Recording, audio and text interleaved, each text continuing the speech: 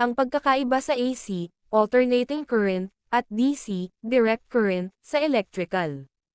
Ang pinakamalaking pagkakaiba sa pagitan ng AC, alternating current, at DC, direct current, sa electrical ay ang uri ng daloy ng kuryente. Sa AC, ang daloy ng kuryente ay nagbabago ng direksyon at halaga ng regular na interval, habang sa DC, ang daloy ay patuloy sa iisang direksyon.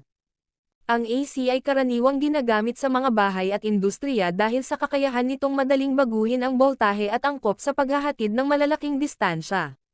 Sa kabilang banda, ang DC ay mas maayos para sa mga electronic device na nangangailangan ng tuloy-tuloy na boltahe at hindi kailangang mag-iba-iba.